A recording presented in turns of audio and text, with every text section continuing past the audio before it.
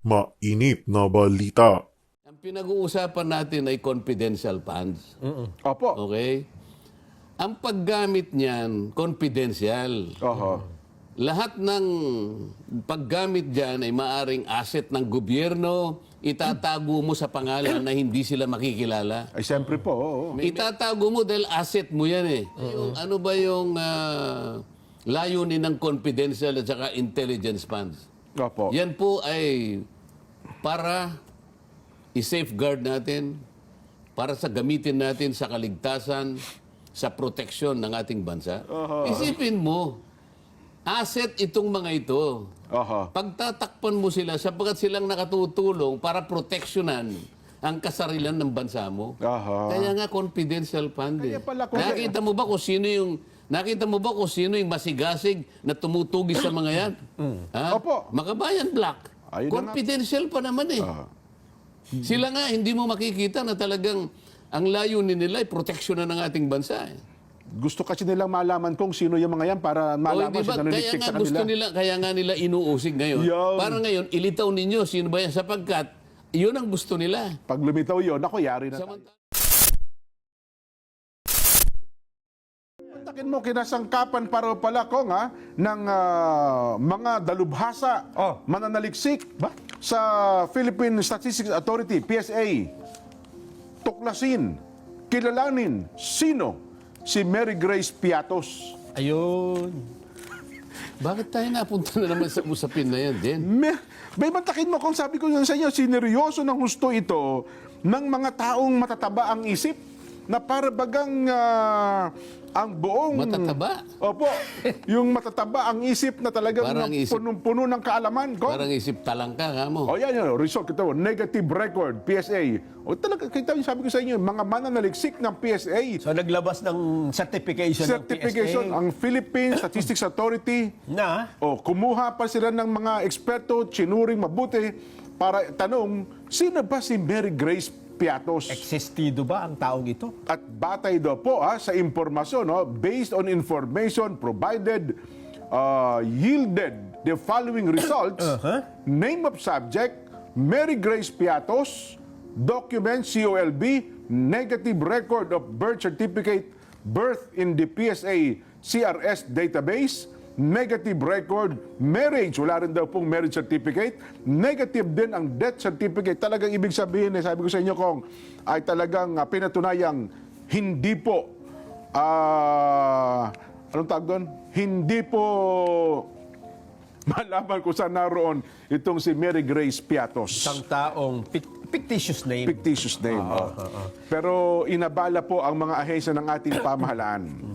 At isa pa po dyan, Kong, ito po hinihintay ang inyong opinion ng ating mga kabayan sa inihain na pong impeachment complaint kahapon ng kung tawagin natin ay mga advocacy group daw po ito at kasama ang isa pang mababatas para formal na pong ihain sa Secretary General ng Kamara ang impeachment laban po sa pangalawang Pangulo, Kong. BP Inday Sara. Hindi, huwag mo na yun munang Statistics Authority, yung pinagpaguran. Ganun na ba? hanapin si, Akala ko hindi kayo...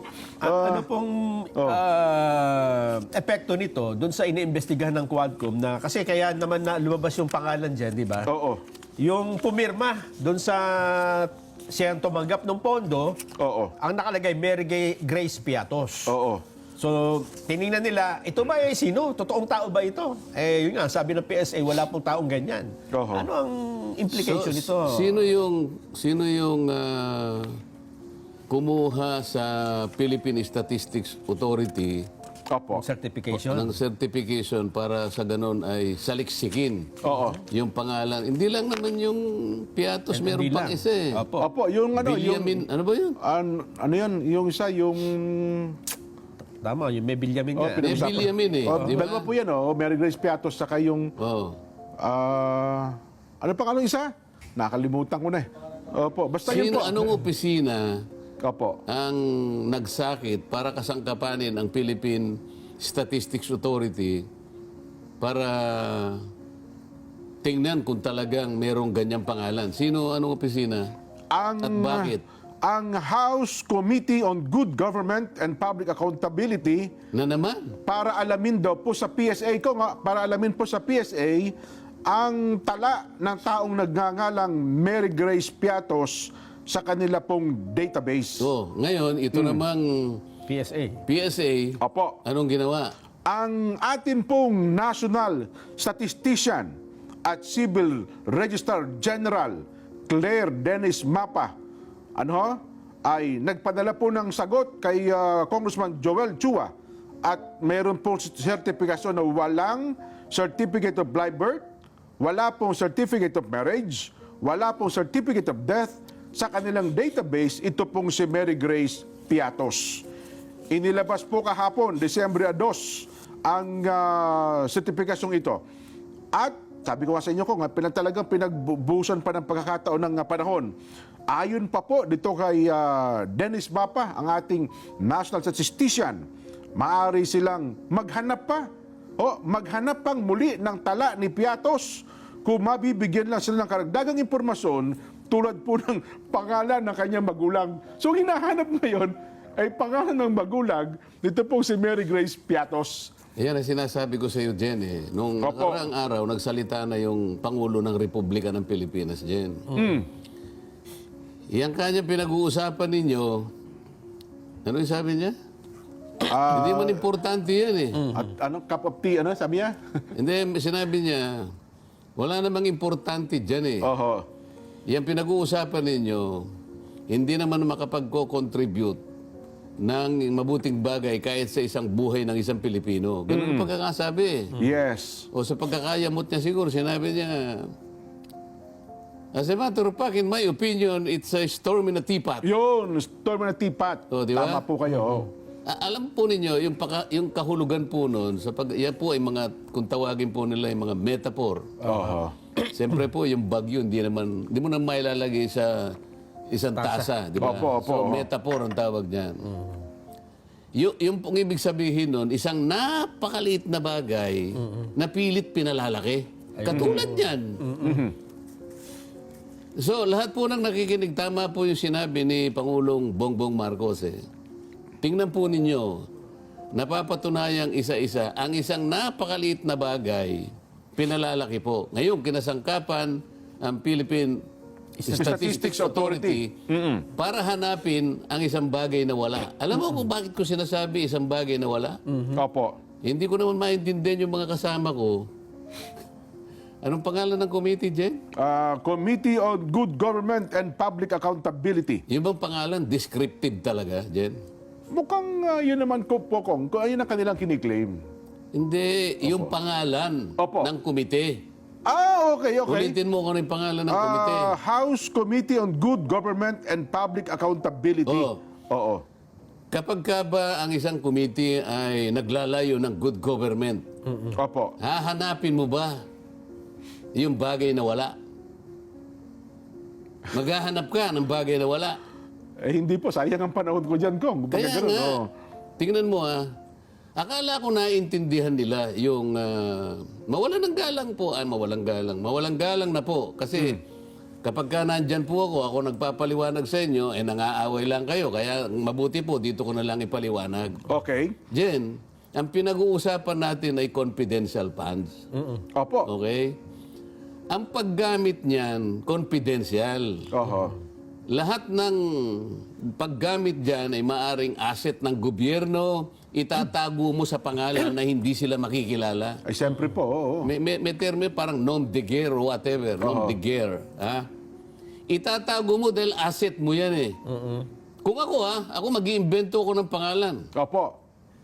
Halimbawa, yung Nelson, ang tunay na pangalan, Nelson Lubao. Opo. Oh, Gagawin mo Nelson Mandela. merong tunay na Nelson Nelson, oo Mandela. nga Hindi pala, mo po pwede. Maghahanap ka talaga ng wala.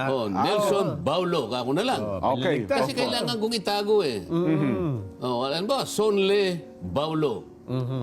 Binaliktad ko yung pangalan. Naging Chinese. Ano ang katwiran kung bakit ko tinatago sila? Asset ko ito Opo. Alam mo, Confidential. dapat nating ipagtanggol ang ating bansa sa mga kalaban niya.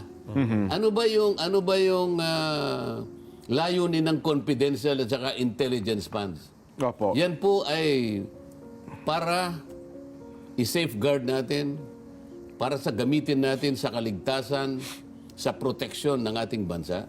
Aha. Yung intelligence fund, ang gumagamit yan, yung army at saka yung police. Opo. Yung confidential Confidential fund, fund yan ang naman. civilian authority. Yes. Katulad ng mga confidential fund, national government agencies, government-owned and controlled corporations, at saka LGUs. Mga LGUs. So, opo. civilian offices. Pagka-intelligence fund, ito yung army. Opo. Andyan yung NICA, yung ganyan, lahat ng intelligence. Kailangan kasi natin yon para maproteksyonan ang ating bansa. May asset tayo ngayon. Opo.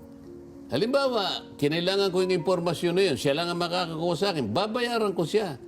Pero imbes na Nelson Lubaw ang aking lalagay, Sonel Baulo. Oho.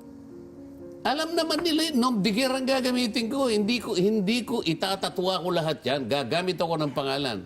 Halimbawa, Piatos ang ginamit. Opo. Bakit mo uusigin yung mga yun? Yun ang ayaw ko sa mga kasama ko eh. Alam naman nila eh. Ewan ko kung alam nila, pero ako alam ko. Opo. Hindi ko lang alam kung alam nila. Obvious, ako sa tingin ko, obvious naman yun, Kong. Alam naman talaga nilang Ngayon alias naman, yun eh. ito namang national, ito namang Philippine Statistics Authority, napakasangkapan naman doon sa paghahanap ng isang bagay na wala. Oho. Hindi ko maintindihan kung saan papunta yung ginagawa ng... Ano pangalan ng committee, Jen? House Committee on Good Government Baka and gusto mong Public... palitan ng pangalan. Wag naman, baka magdamdam po yung mga miyembro ko. Sinabi ko lang ng mga gusto mong pa... Anong ilalagay natin, Kong? Bahala kayo. Kasi ako... Sinasabi ko lang baka ako gusto nyo mag-isip ng akmang pangalan. Isipin mo, asset itong mga ito. Oho. Pagtatakpan mo sila sapagkat silang nakatutulong para proteksyonan ang kasarilan ng bansa mo. Aha. Kaya nga confidential fund eh. Kaya pala kung... Nakita mo ba kung sino yung masigasig na tumutugis sa mga yan?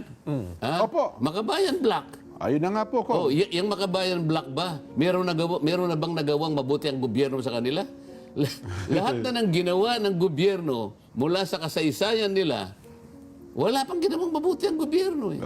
Oh, ngayon sila yung sumasama diyan. Sila ngayon ang talagang nakapagsasalita sa committee ng ano na yun? Good Government and Oo. Public Accountability. Confidential pa naman eh.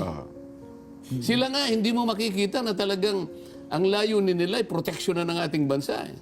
Gusto kasi nilang malaman kung sino yung mga yan para malaman Hindi ba? sino Kaya nanitik nga sa gusto kanila. nila, kaya nga nila inuusig ngayon. Yan. Para ngayon, ilitaw ninyo sino ba yan sapagkat yun ang gusto nila. Pag lumitaw yun, ako, yari na tayo. Samantalang kung tatanungin mo, kayo po ba ay nagmamahal sa bansa natin? Ay, oo, makabayan po kami. Tsaka Oo. sabi nila. Oo. Paano nyo po nasabi na makabayan kayo? Bakit po kayo yung makabayan? Ano po kami, makapili?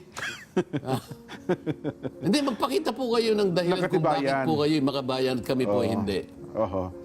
Eh sila daw ang tagapagtanggol ng mga mahirap. Gusto daw nilang malaman. No, ang Oo, mga... ba't kayo palang tagapagtanggol ng mahirap? Ba't di kayo magsalita ngayon? Bakit ang presyo ng bilihin ay pagkataas-taas? Oho. Bakit po yung kuryente pagkataas-taas, hindi kayo kumikibo? Bakit po nabaha na po tayo? Napakaraming perang nawaldas, ba't di po kayo kumikibo? Kung sinasabi po niyo nagmamahal kayo sa bansa, ang tinutugis po ninyo ay yung pong pinaggamitan ng pera sapagkat ayaw ninyo yon. Oho. Kasi yung proteksyon ng bansa natin, yun ang ayaw ninyo.